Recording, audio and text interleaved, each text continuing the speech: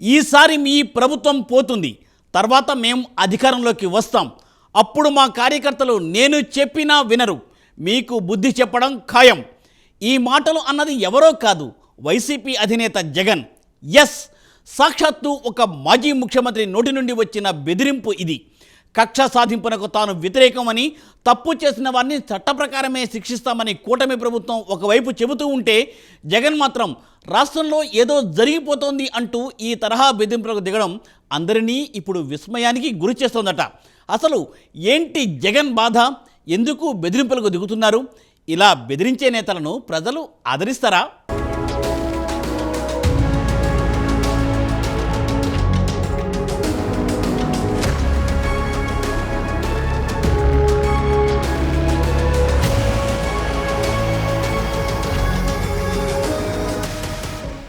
YCP అధినేత జగన్మోహన్ రెడ్డి తీరు రచ్చకెక్కుతోంది. ఎన్నికల్లో గెలుపోటములు సహజం. అయితే ఓడిపోయానన్న బాధో లేదంటే కూటమి పార్టీలపై కక్షో తెలియదు గాని రాష్ట్రంలో జగన్ తీరు మాత్రం సామాన్య ప్రజలకు కూడా రుచించడం లేదన్న కామెంట్స్ రాజకీయ వర్గాల్లో వినిపిస్తున్నాయి. కూటమి ప్రభుత్వం అధికారంలోకి వచ్చినా రెడ్ బుక్ ఇంకా ఓపెన్ చేయలేదు. ఒకవేళ ఓపెన్ చేసినా ప్రతీకారం ఎవరిపైనా తీర్చుకోబోమని, కేవలం చట్ట ప్రకారం మాత్రమే తప్పు చేసిన వారిపై చర్యలు తీసుకుంటామని చంద్రబాబు, లోకేష్ పలుమార్లు కామెంట్ చేసిన సంగతి తెలిసిందే. అయితే రాష్ట్రంలో అక్కడక్కడ కొంతమంది వ్యక్తుల మధ్య ఉన్న పాత వ్యక్తిగత కక్షల కారణంగా చెదురుమదురు సంఘటనలు చోటు చేసుకున్న సంగతి తెలిసిందే. అయితే వాటిని అస్త్రాలుగా మలుచుకుంటున్న జగన్ ఆ ఘటనలకు రాజకీయ రంగు పులిమి కూటమి ప్రభుత్వంపై ఢిల్లీ స్థాయిలో సైతం ఫిర్యాదులు చేస్తున్నారు. దీంతో అసలు జగన్కు ఏమైంది, ఎందుకు ఆయన సహనం కోల్పోతున్నారు అన్నది సామాన్య ప్రజల్లో సైతం విస్తృతంగా చర్చనీయాంశమవుతోంది.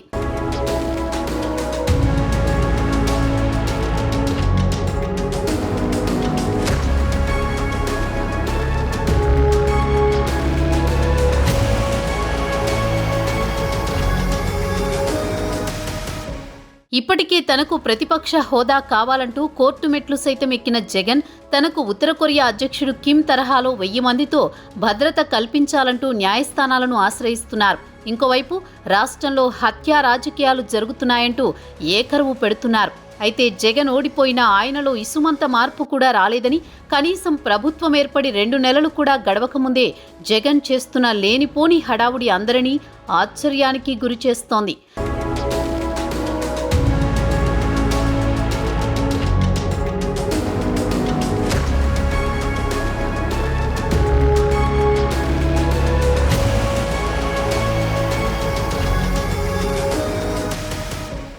తాజాగా విజయవాడలో చికిత్స పొందుతున్న ఓ వైసీపీ కార్యకర్తను ఆసుపత్రిలో పరామర్శించారు జగన్. టీడీపీ గూండాల దాడిలో గాయపడ్డ వైసీపీ కార్యకర్త అంటూ వైసీపీ సదరు కార్యకర్త విషయమై విపరీతమైన ఎలివేషన్ ఇస్తోంది. కేవలం ఇలాంటి పరామర్శల నిమిత్తం తప్ప రాష్ట్ర అసెంబ్లీ సమావేశాల నిమిత్తం కావచ్చు, రాష్ట్రంలో ఇటీవల సంభవించిన వరదల నిమిత్తం కావచ్చు, వైఎస్ జగన్ రాష్ట్రానికి వచ్చింది లేదు. ఇదిలా ఉంటే వైఎస్ జగన్ ఇంకోసారి ఏపీ ముఖ్యమంత్రి చంద్రబాబుకి అల్టిమేటం జారీ చేశారు. ఇప్పుడు మీరు అధికారంలో ఉన్నారు, రేపు మేము అధికారంలోకి వస్తాం. అప్పుడు మా కార్యకర్తలు మేము ఎంత చెప్పినా వినకుండా మీ పార్టీ కార్యకర్తల్ని ఇబ్బంది పెడతారు. అప్పుడు పరిస్థితుల్ని అంచనా వేయలేమంటూ హెచ్చరించేశారు జగన్. ఇదెక్కడి పంచాయతీ? టీడీపీ కార్యకర్తల్ని చంద్రబాబు అదుపులో పెట్టుకోవాలి అనడం వరకు బాగానే ఉంది. కానీ మేము అధికారంలోకి వచ్చాక మీ అంతు చూస్తామన్నట్లు హెచ్చరికలు జారీ చేయడం ఏంటి? అది కూడా 5 ఏళ్ల తర్వాత ఆట. ఈలోగా వైసీపీ కార్యకర్తల భద్రతని వైఎస్ జగన్ ప్రమాదంలోకి నెట్టేసేలా వ్యాఖ్యానించడమేంటి? వైసీపీ అధికారంలో ఉన్నప్పుడు ఆ పార్టీ రెబల్ ఎంపీగా ఉన్న రఘురామకృష్ణంరాజుపై కస్టోడియల్ టార్చర్ గురించి విన్నాం. కూటమి హయాంలో అలాంటి ఘటనలేమీ జరగలేదు కదా. పోనీ ఈవీఎం పగలగొట్టిన కేసులో అరెస్టై జైల్లో ఉన్న వైసీపీ మాజీ ఎమ్మెల్యే మీద ఏమైనా అలాంటి టార్చర్ జరిగిందేమో వైఎస్ జగన్ చెప్పాలి. వైసీపీ హయాంలో అప్పటి టీడీపీ నేతల్ని అర్ధరాత్రి అరెస్ట్ చేసి అత్యంత కిరాతకంగా వేధించిన సందర్భాలున్నాయి.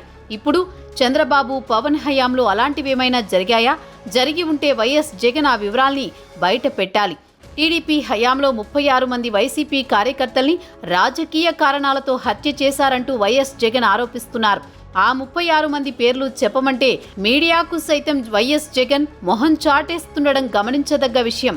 నిజానికి చాలా మంది వైసీపీ నేతలు పొరుగు రాష్ట్రాల్లోనూ విదేశాల్లోనూ సేద తీరుతున్నారు. వైసీపీ అధినేత వైఎస్ జగన్ సైతం బెంగళూరులో తలదాచుకుంటున్న సంగతి తెలిసిందే. మరి వైసీపీ కార్యకర్తలకు దిక్కెవరు? కూటమి హయాంలో శాంతి భద్రతలు అదుపు తప్పి ఉంటే, రాజకీయ కక్ష సాధింపు చర్యలే ఉంటే వైసీపీ కార్యకర్తల పరిస్థితి ఎలా ఉండేది? రాజకీయ హింసని ఎవరూ ప్రోత్సహించకూడదు, మేం అధికారంలోకి వస్తే మీ అంతు చూస్తామని వైఎస్ జగన్ హెచ్చరించడం అత్యంత హేయమైన చర్య. అది వైసీపీ కార్యకర్తల్ని ప్రమాదంలోకి నెట్టేసే చర్య అవుతుందని సాక్షాత్తు వైసీపీ మద్దతుదారులే సోషల్ మీడియా వేదికగా ఆవేదన వ్యక్తం చేస్తున్నారు. అసలు జగన్ ఏమన్నారో ఇప్పుడోసారి చూద్దాం. చివరికి ఏ ఒక్కరు కూడా మిమ్మల్ని ప్రశ్నించకూడదు అని, ఏ ఒక్కరు కూడా రోడ్లెక్కకూడదు అని, ఈ మాదిరిగా భయాందోళనను క్రియేట్ చేయాలనే ఉద్దేశంతో గ్రామ స్థాయి నుంచి మొదలెడితే ప్రతి ఒక్కరికి కూడా మీ కక్షలు, మీ కార్పణ్యాలు మీరు తీర్చుకోండి అని చెప్పి గ్రీన్ సిగ్నల్ ఇస్తూ గ్రామ స్థాయి నుంచి ఈ భయానక వాతావరణాన్ని క్రియేట్ చేస్తా ఉన్నారు. ఆలోచన చేసుకోమని అడుగుతా ఉన్నా, మళ్ళీ చెప్తా ఉన్నా చంద్రబాబు నాయుడు గారికి, మీరు చేస్తా ఉన్నది తప్పుడు సాంప్రదాయం. ఇది కనుక కొనసాగింది అని అంటే రేపు పొద్దున ఏం జరుగుతుంది అని అంటే, ఈరోజు మీ ప్రభుత్వం ఉంది, చాలా వేగంగా మీ ప్రభుత్వం కూడా తుడిచిపెట్టుకొని పోతుంది. ఆ తర్వాత మళ్ళీ మా ప్రభుత్వం వస్తుంది. ఆ తప్పుడు మా ప్రభుత్వం వచ్చినప్పుడు కార్యకర్తలు నేను వద్దు అని చెప్పినా కూడా వినకుండా ఆ కార్యకర్తలు చంద్రబాబు నాయుడు గారి తెలుగుదేశం పార్టీ వాళ్ళందరికీ కూడా బుద్ధి చెప్పే పరిస్థితి కూడా చంద్రబాబు నాయుడు గారు బీజం వేస్తా ఉన్నారు. ఈరోజు దయచేసి నేను చంద్రబాబు నాయుడు గారికి చెప్తా ఉన్నా, ఈ తప్పుడు సాంప్రదాయాలను ఇంతటితో ఆపండి. ఈ తప్పుడు సాంప్రదాయాలు పెద్దయ్యాయి, వృక్షాలైనాయి అని అంటే ఆ తర్వాత ఆపడం ఎవరి చేత కాకుండా పోతుంది.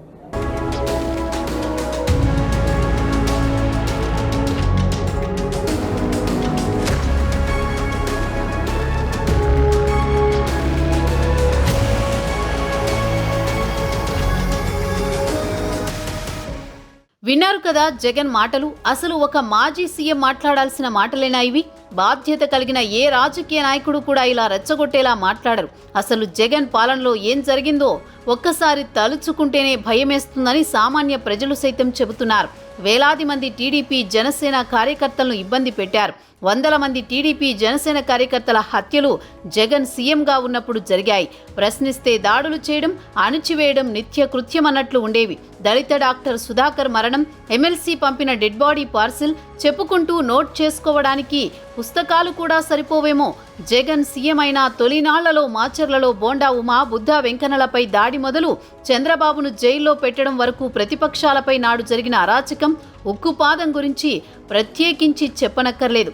ఇక జగన్ హయాంలో సాధారణ వైసీపీ కార్యకర్త సైతం ఒక సీఎం అన్నంతగా చెలరేగిపోయేవారు. గ్రామాల్లో వారి పెత్తనం దారుణంగా ఉండేది. జగన్ పాలన నచ్చకే ప్రజలు పవన్, చంద్రబాబులను నమ్మి కూటమికి పట్టం కట్టారు. అయితే ఇప్పుడు మళ్లీ తామొస్తే ప్రతీకారం తీర్చుకుంటామని జగన్ చెబుతుండటంతో అసలు ఇటువంటి బెదిరింపులకు పాల్పడే నేతలను ప్రజలు ఆదరించే అవకాశం ఉండదని రాజకీయ వర్గాల్లో చర్చ జరుగుతోంది.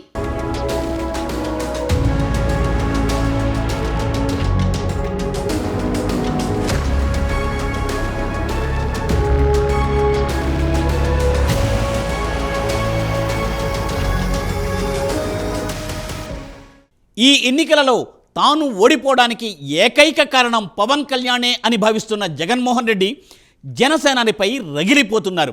కూటమి ప్రయాణం 10 ఏళ్ల పాటు సాగాలని, తద్వారా రాష్ట్రం బాగుపడాలని ఆకాంక్షిస్తున్నట్లు పవన్ కళ్యాణ్ గతంలోనే స్పష్టం చేశారు. అయితే జగన్ మాత్రం ఏ కాన్ఫిడెంట్తో చెప్తున్నారో తెలియదు కానీ వచ్చే ఎన్నికల్లో తాను మళ్ళీ అధికారంలోకి తిరిగి వచ్చేస్తానంటున్నారు. ఓటమితోనే రాష్ట్రాన్ని వీడిన జగన్ బెంగళూరుకు మకం కూడా మార్చేశారు. అప్పుడప్పుడు ఆంధ్రప్రదేశ్కు చుట్టపు చూపుగా వచ్చి వెళ్తున్నారు. మరి పార్ట్ టైం పాలిటిక్స్ ఆంధ్రప్రదేశ్లో వర్కౌట్ అవుతుందా?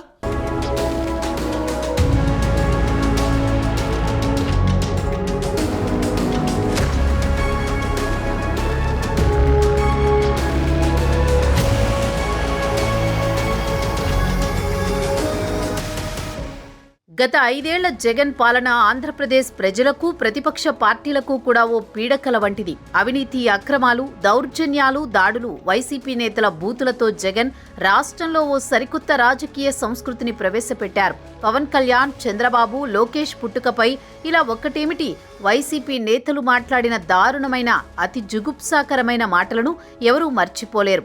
సామాన్యులు వైసీపీ నేతల దౌర్జన్యాలు, భూకబ్జాలకు గురైతే టీడీపీ అధినేత చంద్రబాబు, పవన్ కళ్యాణ్ లాంటి వారు రాజకీయ కక్ష సాధింపులకు బలయ్యారు. ప్రపంచంలోనే యువతలు అత్యధిక ఫాలోయింగ్ ఉన్న పవన్ లాంటి వారిని స్వేచ్ఛగా తిరగనివ్వలేదు. అందరూ ఏదో ఒక విధంగా జగన్ పాలనలో ఇబ్బందులు పడినవారే. అందుకే రాష్ట్ర ప్రజలందరూ కూడబలుక్కున్నట్లుగా జగన్ ప్రభుత్వాన్ని గద్దె దించేశారు. అయినా నేటికి జగన్లో ఎటువంటి పశ్చాత్తాపం లేదు. ఆయన ధోరణిలో ఎటువంటి మార్పు కనబడడం లేదని రాజకీయ వర్గాల్లో చర్చ జరుగుతోంది.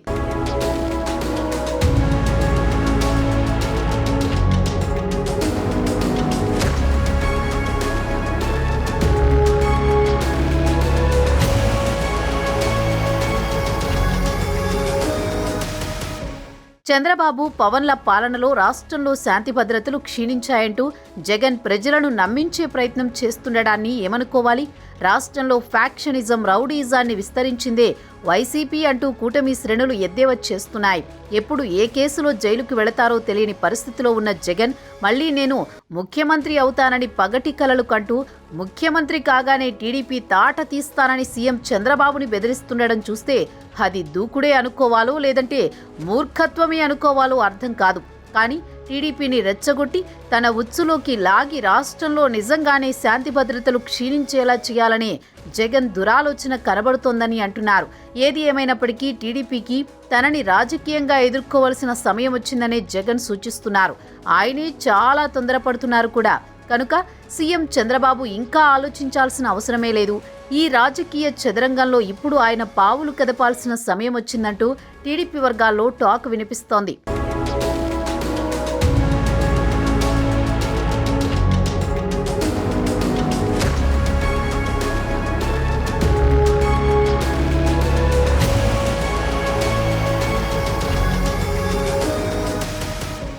ఇప్పటికే రాష్ట్రాన్ని వీడిన జగన్ అడపాదడపా ఏపీకి వచ్చి వెళుతున్నారు. మిగతా టైం బెంగళూరు ప్యాలెస్లో సేద తీరుతున్నారు. టీడీపీ నేతలు వైసీపీ కార్యకర్త మీద దాడి చేసేవారు. రాష్ట్రంలో శాంతి భద్రతలు అదుపు తప్పిపోయాయి. కూటమి ప్రభుత్వాన్ని రద్దు చేసి వెంటనే ఏపీలో రాష్ట్రపతి పాలన పెట్టేయాలి అంటూ చిందులు తొక్కుతూ బెంగళూరు ప్యాలెస్ నుండి తాడేపల్లి ప్యాలెస్కు చేరుకోవడం జగన్ దినచర్యలో భాగమైంది. వైసీపీ ఓటమి తరువాత ఈ 2 నెలలలో జగన్ 4 సార్లు బెంగళూరు ప్యాలెస్ టు తాడేపల్లి ప్యాలెస్ల మధ్య 4 పర్యటనలు సాగాయి. జగన్ బెంగళూరుకు వెళ్లడానికి కారణం చెప్పరు. కానీ అక్కడి నుండి తాడేపల్లికి రావడానికి మాత్రం ప్రతిసారి ఒకటే కారణం. అది టీడీపీ దౌర్జన్యానికి ఓదార్పు లేదంటే పరామర్శ. వైసీపీ పార్టీ గెలిచి అధికారంలో ఉన్నప్పుడు రాష్ట్రంలోనే ఉన్నారు, కానీ రాష్ట్ర అభివృద్ధి మీద దృష్టి పెట్టలేదు. ఇప్పుడు ఓడినప్పుడు రాష్ట్రాన్ని వీడుతున్నారు, కానీ రాష్ట్రాన్ని ప్రశాంతంగా ఉండనివ్వడం లేదు. రాష్ట్రంలో ఏదో జరిగిపోతోంది, తనకు తన పార్టీ నేతలకు కూటమి ప్రభుత్వంలో రక్షణ లేదు అంటూ కోర్టు మెట్లెక్కి రాష్ట్రంలో లేని అలజడిని జగన్ సృష్టిస్తున్నారని రాజకీయ వర్గాల్లో చర్చ జరుగుతోంది. అసలు తాడేపల్లికి వచ్చిన ప్రతిసారి జగన్ బెంగళూరుకు వెళ్లడానికి కారణమేమిటి? ఏపీలో దొరకని భద్రత జగన్కు బెంగళూరులో దొరుకుతుందా? లేదంటే బెంగళూరు ప్యాలెస్ చాటున జగన్ చక్కపెట్టాల్సిన రాజకీయ లెక్కలేమైనా మిగిలిపోయాయి? ప్రతిపక్ష హోదా ఇవ్వకుంటే అసెంబ్లీకి రానని, భద్రత పెంచకుంటే రాష్ట్రానికి రానని, రాజకీయాలకు సమయం లేదు కాబట్టి కోర్టులకు రానని, బటన్ నొక్కాను కానీ గెలిపించలేదనే సాకుతో ప్రజాక్షేత్రంలో నిలబడి పోరాడలేక తప్పించుకోవడానికి దారులు వెతుక్కుంటున్నారా? అసలు జగన్ మనసులో ఏముంది? ఈ రాష్ట్రంలో ప్రశాంత వాతావరణాన్ని చెడగొట్టి లేని అల్లర్లను సృష్టించి పెట్టుబడులు రాకుండా అడ్డుకోవడమే జగన్ అజెండానా? ఇప్పుడు జగన్ తీరుతో రాజకీయ వర్గాలతో పాటు సామాన్య ప్రజానీకంలోనూ చర్చనీయాంశమవుతున్న ప్రశ్నలు ఇవే.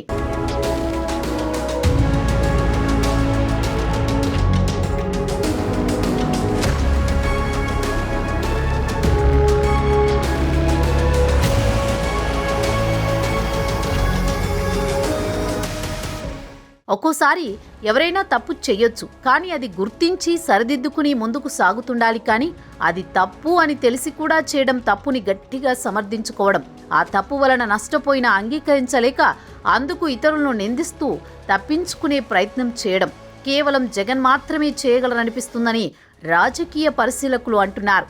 సంక్షేమ పథకాలతో ఓటు బ్యాంకు నిర్మించుకోవాలనుకోవడం ఓ దురాశ. దానికోసం అప్పులు చేయడం అవివేకం. సంక్షేమ పథకాలతో ప్రజల జీవన ప్రమాణాలు పెరిగిపోతాయనుకోవడం అజ్ఞానం.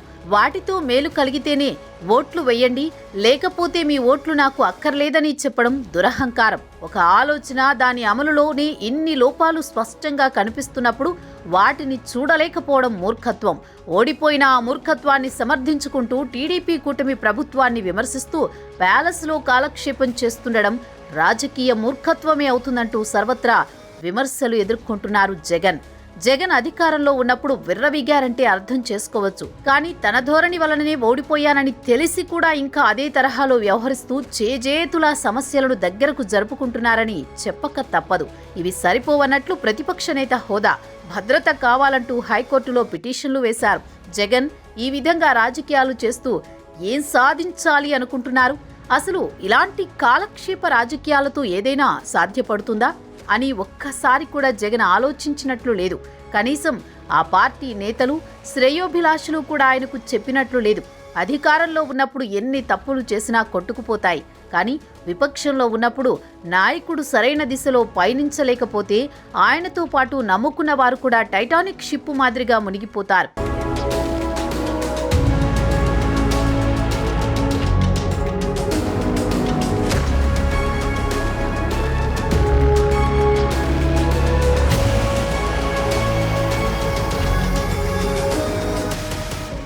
అసలు జగన్ చెబుతున్నట్లు టీడీపీ గనక దాడులు చేయడం ప్రారంభిస్తే రాష్ట్రంలో ఒక్కరంటే ఒక్క వైసీపీ కార్యకర్త కూడా తిరిగే పరిస్థితి ఉండదని టీడీపీ నేతలు అంటున్నారు. కక్షపూరిత రాజకీయాలు చేసే స్వభావం తమది కాదని, నేర చరిత్ర ఉన్న జగన్ మాత్రమే ఆ తరహా రాజకీయాలు చేస్తాడని టీడీపీ నేతలు అంటున్నారు. జగన్ హయాంలో టీడీపీ నేతలపై, కార్యకర్తలపై దాడులకు, హత్యలకు పాల్పడిన వారిపై కక్ష తీర్చుకోవడం తమకు చిటికలో పని అని, కానీ తాము అలా చెయ్యబోమని, కేవలం చట్ట ప్రకారం మాత్రమే చర్యలు తీసుకుంటామని టీడీపీ చెబుతోంది.